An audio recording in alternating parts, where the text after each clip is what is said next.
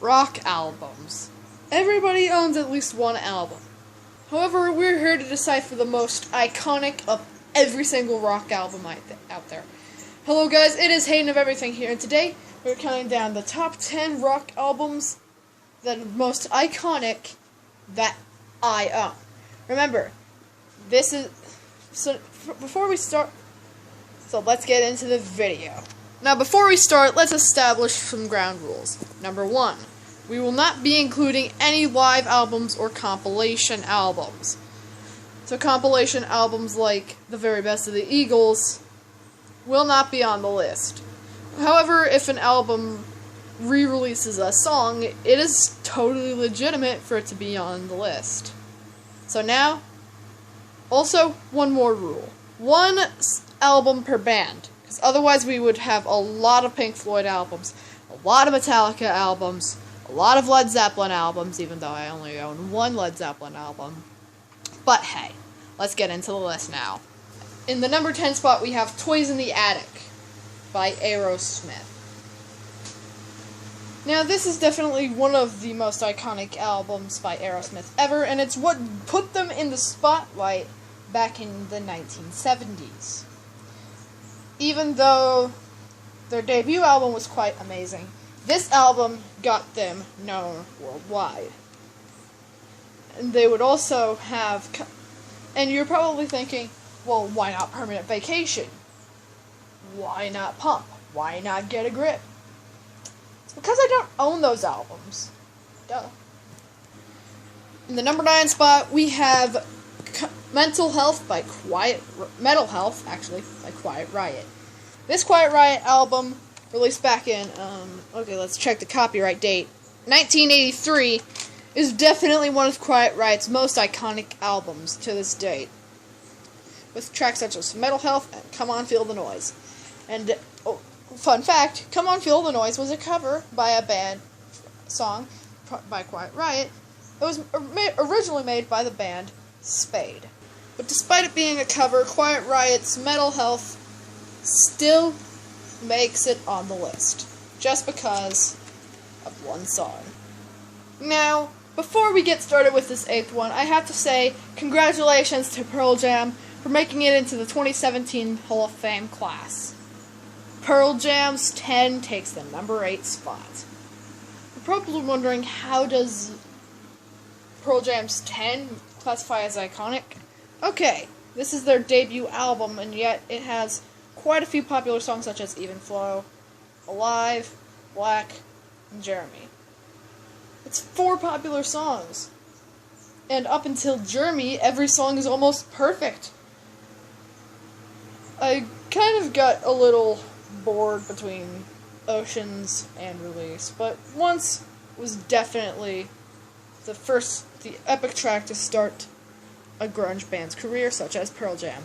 And that is why, and as a popularity, a large portion of Pearl Jam's 10 tracks are still played in their live sets today. So that's why Pearl Jam is on number 8. Not Pearl Jam, the album's name is 10. Duh. Now, I had to incorporate Van Halen somewhere on the list, so taking the number 7 spot is Van Halen's 1984. This album is supposedly less iconic than the 5150 album, but that is definitely one of my least favorite albums. Even though a lot of people think it's one of the greatest of all time, it is one of my least favorites. This is one of my personal favorite albums. And believe it or not, I actually thought this was Van Halen's debut album for a long time. Boy, was I surprised when I realized the band was out since 1978. And this was about, per se, 6 years after their debut. And this was the last appearance of last appearance in a row of one of my favorite Van Halen singers, David Lee Roth.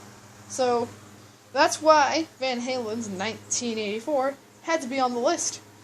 Number 6. I have 2 Ozzy Osbourne albums that could have classified, but there was one album that was slightly more iconic than the latter.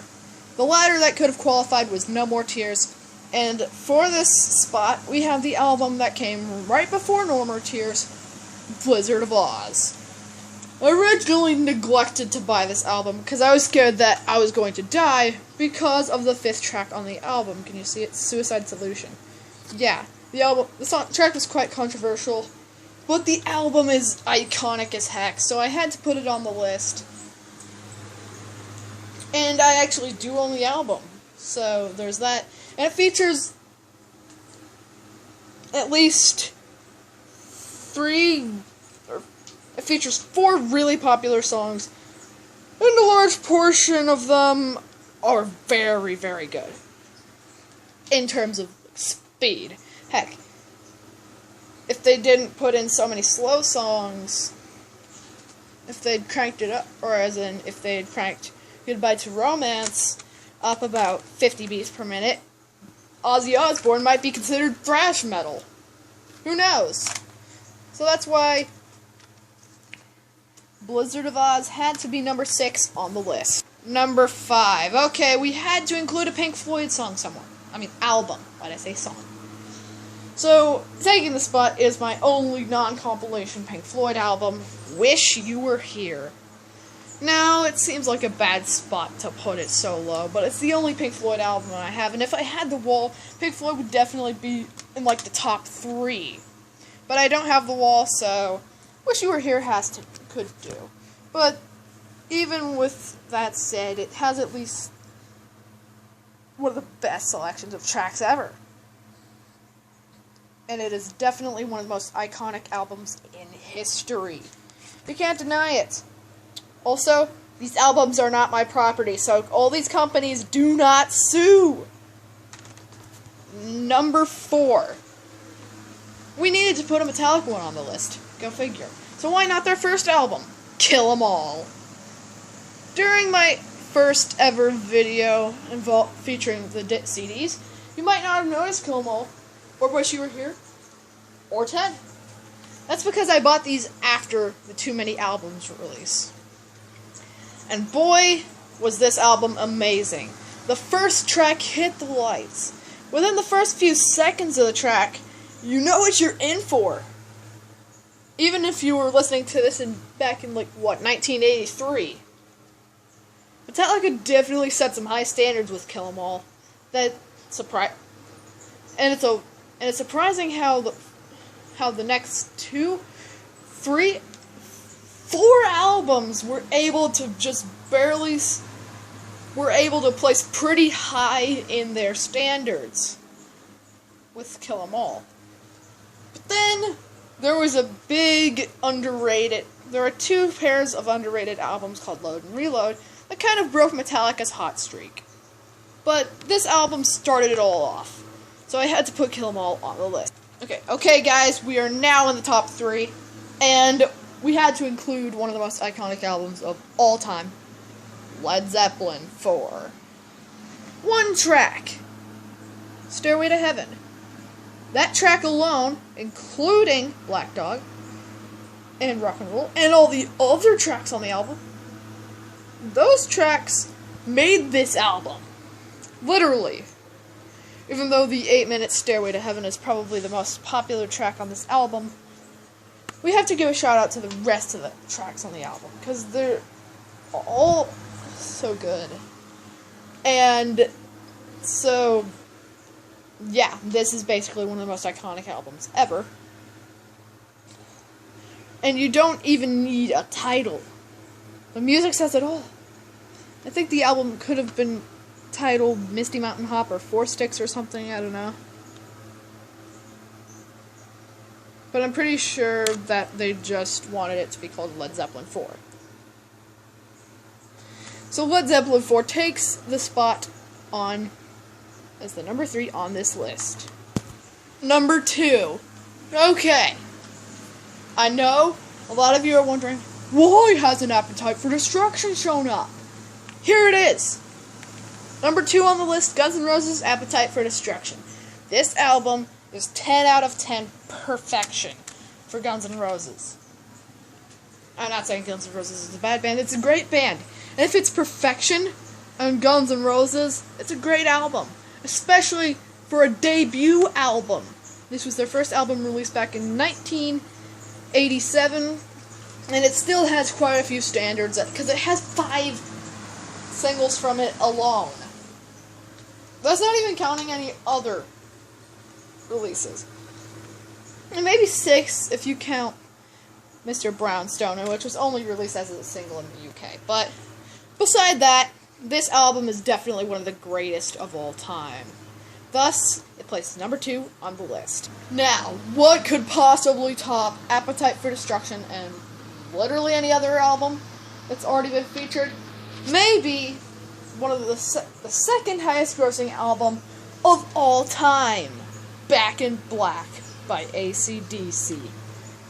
This 10-track album still can really hit the dollar, as it is the second highest grossing album of all time, only second to Beat It. Now, the album's Thriller. It featured as one of the songs Beat It. This album by AC/DC is too amazing to even leave off of any most iconic albums list. 10 tracks, yet we get one of the biggest, most amazing medleys ever. Tracks.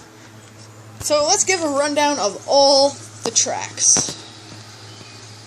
Hell's Bells, Shoot to Thrill, What Do You Do for Money, Honey,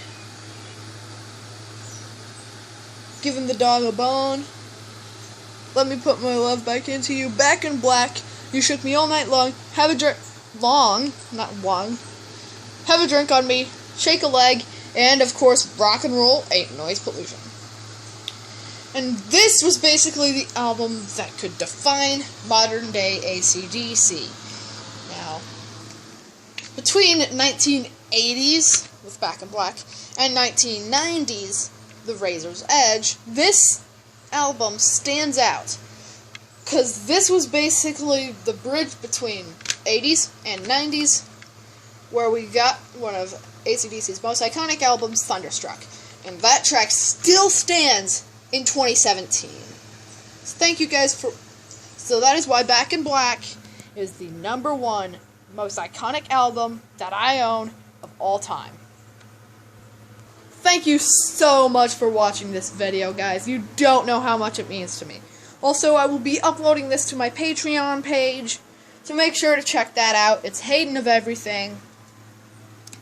And also, don't forget to subscribe to me on YouTube, and if you have a cool video idea, tell me in the comments below or on my Patreon page at Hayden of Everything. Thank you guys so much for watching, and I will see you next time. Goodbye.